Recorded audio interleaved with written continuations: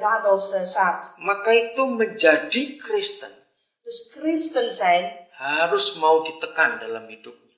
moet je eigenlijk een bepaalde druk kunnen verdragen. Kalau saudara ke Timur Tengah, ke Israel, Als je naar de Midden-Oosten gaat of naar Israël, seringkali petani-petani kurma itu sengaja memberi beban di atasnya itu dengan batu-batu, dengan yang berat.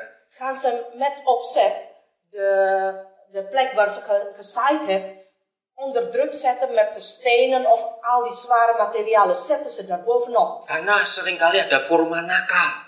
Want vaak zijn er ook stoute dadels. Jadi nggak mau ke bawah, mau ke atas duluan. Want die wil niet eerst naar beneden groeien, die wil heel snel bovenop groeien. Maka itu kenapa Paulus dalam nasihatnya pada Timotius berkata, Daarom zegt Paulus tegen Timotheus, jangan orang baru diangkat dulu. laat dat niet een nieuwe mensen, nieuwe christenen opgeheven worden om te dienen. Tunggu dia diuji dulu. Wacht eens even een paar jaar om getoetst te worden. Tahan tidak?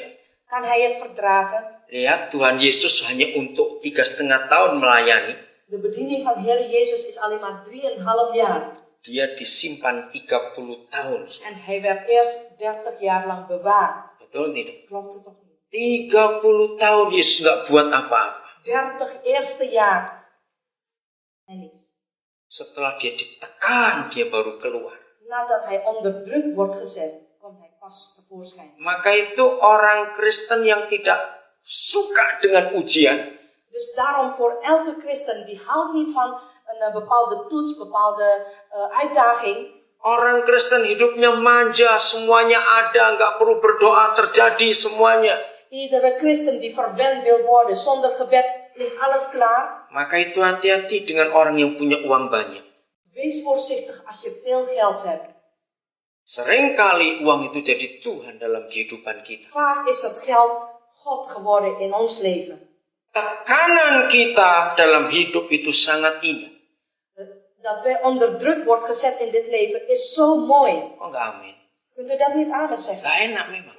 Het is niet prettig inderdaad. Saya ulangi lagi supaya dengar baik-baik. Ik herhaal, zodat iedereen dat luistert. Menjadi Kristen Om christen te zijn, harus bersahabat dengan masalah. je moet vriendschap sluiten met problemen. Oh enggak amin. Waarom zeg je amen?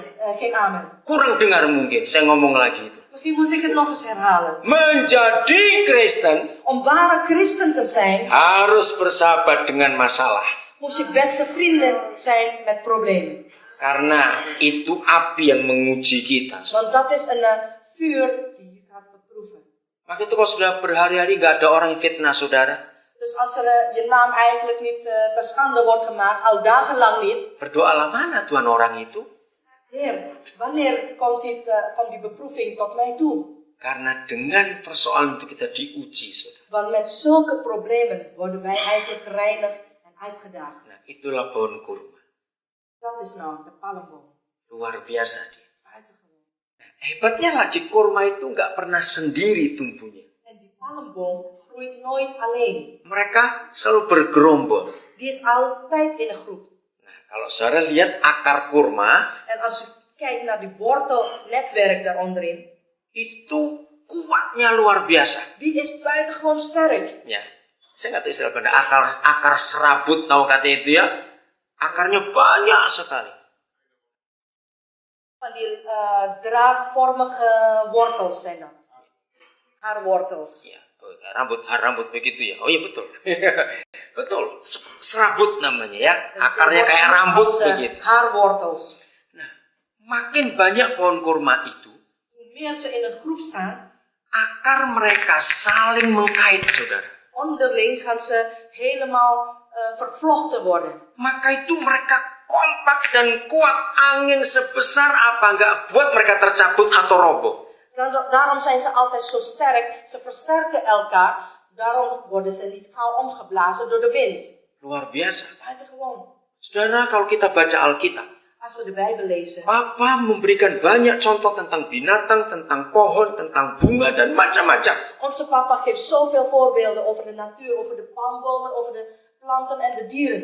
Saudara, kalau sulit kenal firman Tuhan, nggak usah belajar teologi. Als u moeilijk Gods wil en Gods woord doorgronden, Lihat saja tentang pohon-pohonan, tumbuhan, binatang yang ada dalam Alkitab ini. Kijk gewoon naar de voorbeelden over de planten en de dieren in deze Bijbel. Ada firman di alam semesta ini. Er is een woord Di van natuur God ini, ya. verkondigd in de natuur.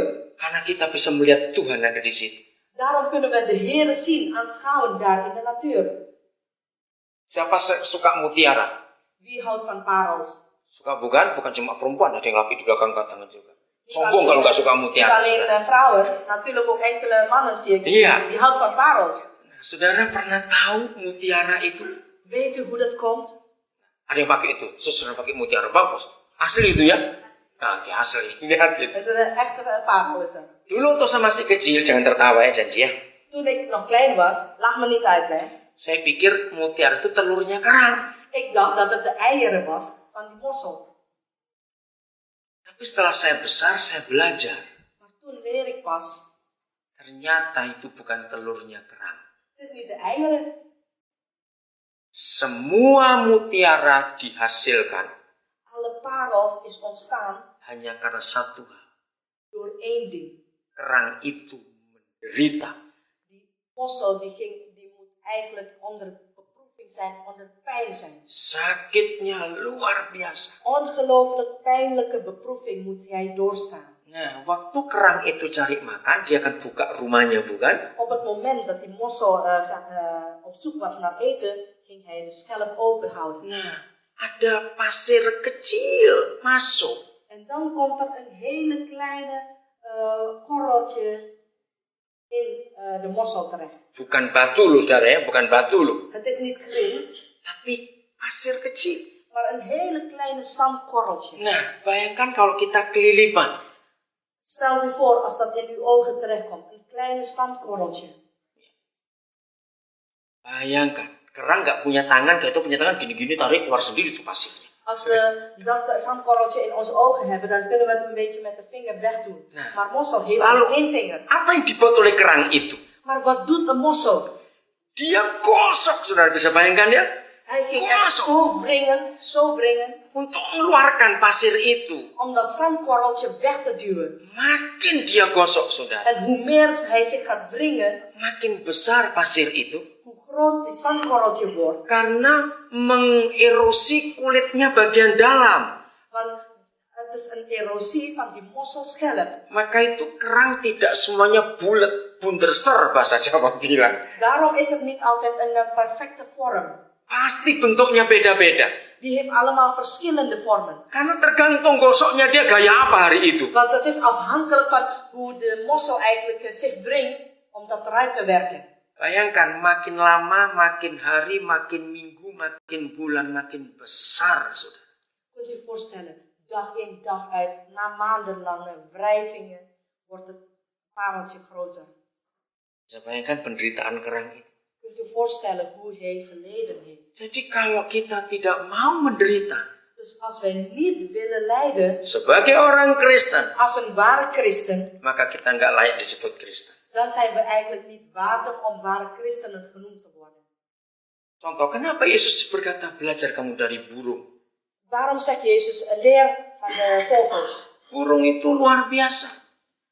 Vogel is heel erg buitengewoon. Kalau kita lihat di Matius 6 misalnya, usah dibuka contoh saja. Mattheus 6, hoef je niet te openen. Jangan kamu khawatir. Wees niet bezorgd. Belajar dari burung-burung itu. Leer van de vogels. Kalau saya berkata sekarang ini, Als ik nu zeg, burung itu nggak punya PIN, saudara, ATM. die vogel in de lucht, die heeft geen bankpasje of pinpasje. Amin. Apakah kalau winternya slecht dari sekarang, besok pagi kita dengar burung ngomel? Als het zo'n harde winter is, horen wij in de kranten of in de media dat de vogels gingen zeuren. Nggak usah bilang di media, lihat ya buka pintu, ada burung terbang Hoort pagi-pagi. u ook in de lucht dat de vogels gaan zeuren? Ayo, mereka nyanyi atau ngomel? Zingen ze of zeuren ze? Iya, kalau ada burung ngomel mahal sekali itu burung. Als er een zeurende vogel is, dan kost het misschien heel erg duur. Mereka nyanyi. Ze blijven zingen. Nggak punya PIN, nggak punya ATM. Ze hebben geen bankpas, geen pinpas. Cuaca buruk sekali. Het is heel slecht weer, Tapi mereka tetap bersuka cita. maar ze blijven vreugdevol. Nah, itu yang kita lihat di Alkitab. Dat zien wij in de Bijbel. Banyak sekali contoh-contoh yang ada.